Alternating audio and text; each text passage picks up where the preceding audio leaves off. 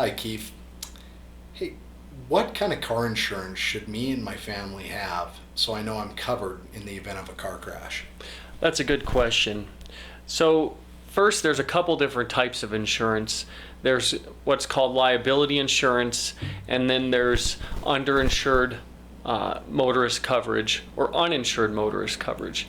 And in Montana, you're only required to have two of those, which is liability and or underinsured or uninsured motorist coverage.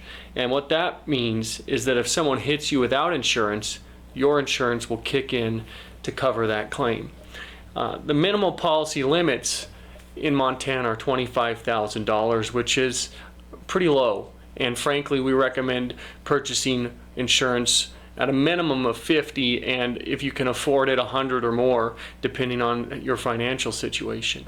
And the reason being is because medical costs these days are skyrocketing, and you can break an arm and it can cost $20,000, $25,000 to repair, and you may exhaust the entire policy just in medical bills, leaving no other compensation to help with lost wages or you and your family's other expenses as a result of the crash.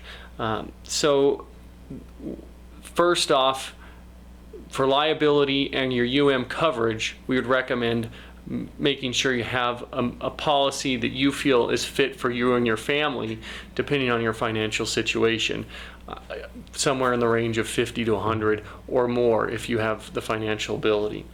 The next type of coverage, which is not required under Montana law, is called underinsured motorist coverage. And what this does is it covers your family, you and your family, in the event that someone hits you and they don't have enough insurance. So another example would be if someone hits you and you have $50,000 in medical bills, but the liability policy for the negligent driver is only $25,000. Your insurance would kick in to compensate you for the remaining $25,000 in medical bills. And if you have a bigger policy, it will also kick in to compensate you for things like lost wages or your pain and suffering or your loss of your ability to live your life in the way you previously did. That's called underinsured motorist coverage. And that would be the same as the same value as your or liability coverage. So if you go up to $100,000, you're going to have $100,000 across all three of those coverages.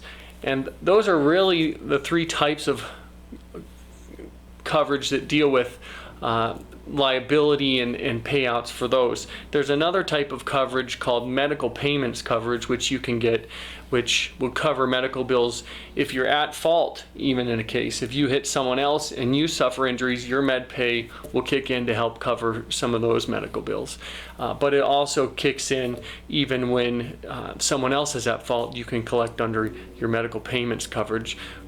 Typically those policies are $1,000 to $5,000. They're not large, but it is an extra way to insure you in the case that you are negligent and hit someone. Finally, if you have significant assets or a big home and cars and things like that that could potentially be subject to a lawsuit in the event that you're negligent and you hit someone, you can get an umbrella policy. And an umbrella policy is generally for folks that have a significant amount of assets and they're cheap, but they cover you and your family in the event that someone else is severely injured because you hit someone.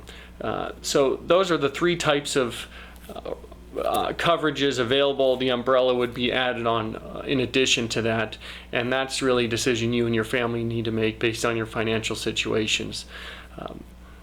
But if you have a minimal coverage of 50 to 100, that will keep your family pretty safe in the event of a crash. Thank you, Keith.